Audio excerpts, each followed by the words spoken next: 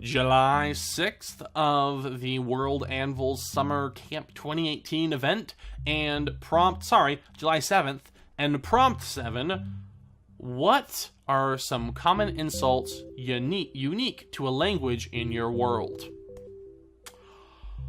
Oh boy, this one slapped me right in the face when I read it that morning. Even worse, when I went to look at kind of the overlay, the available customization on World Anvil. I should mention, all of these are done within the World Anvil website.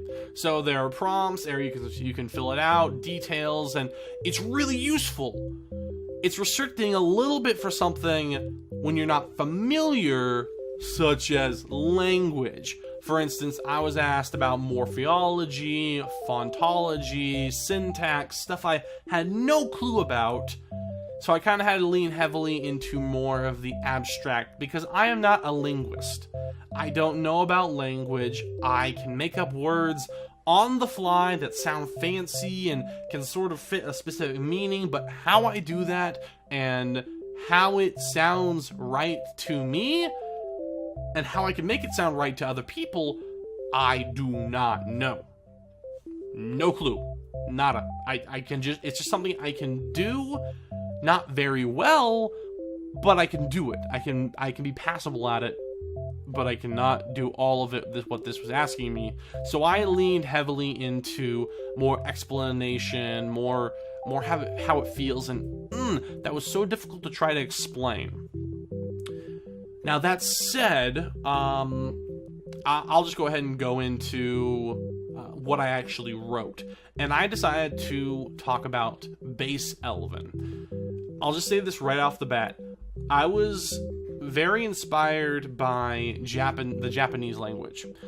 When I say that, I'm talking about the fact that Japan has a very clear distinction between common language, elder language, business language. There are different ways, there's almost different, completely different languages, at the very least how you say it when you are inside of a business. And I don't mean like, oh, good day boss, good morning sir, stuff like that. It's sort of like that, but when I was learning about it, it is so much more intensive and nuanced, and I decided to take that and just dial that to 11. So in Elven, it's very much that there is a specific way you speak to somebody based on who you are, who they are, where you are, and your current position.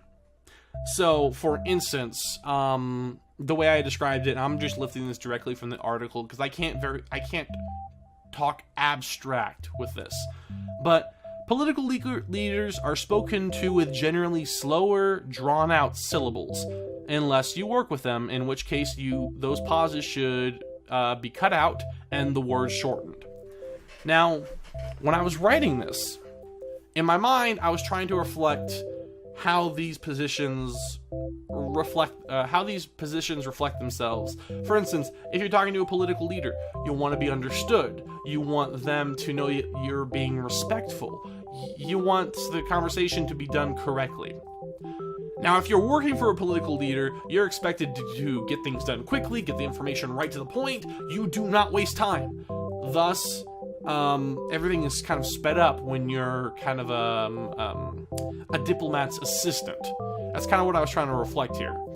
Now, moving on to another example, students speak to their teachers in high tones, while teachers respond in low tones unless they are apprenticed exclusively to said teacher, in which case they both end their words in sharp and rising tones. Sounds confusing, and that's exactly what I was trying to get off. In this instance, students speaking in a higher tone, that means like, I'm a kid, I don't know what I'm talking about, you're the learner, no matter what the age. You're the teacher, no matter what the age. The teachers talk in lower tones because it is more authoritative. I am the authority on this. And the whole instance of if a teacher is one-on-one with somebody, if it's an apprentice and a teacher and they're exclusive, it's like we're sort of on a equal playing field here. Like I have chosen you as the person I will teach. So there's a certain level of respect. I respect you enough to say, you're the only one I'm teaching with this. But it's still kind of a back and forth of teacher-learner, so things are very abrupt at the very end of the conversation, at the end of each word, rather. I go into that a little bit deeper in the article if you want to go down below and look at that, but I know that's not what you were thinking when I said insults exclusive to language, so we'll go ahead and go with some of these. Actually, some of these were created by my players who are playing a couple of games in Stellaire, and I decided just to adopt them. For instance, Giet Gudia. That means to improve oneself for the challenges you fail at. Then there's also Yawalo. Embrace your life to its fullest before you die.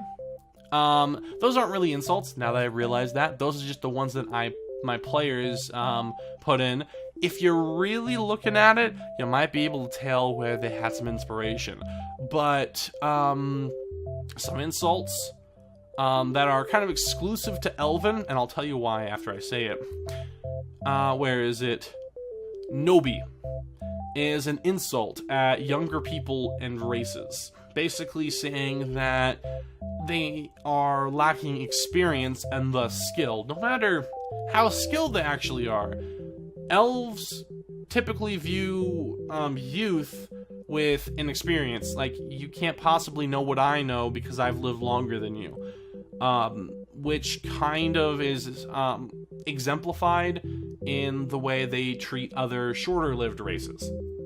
Another one, let's see here.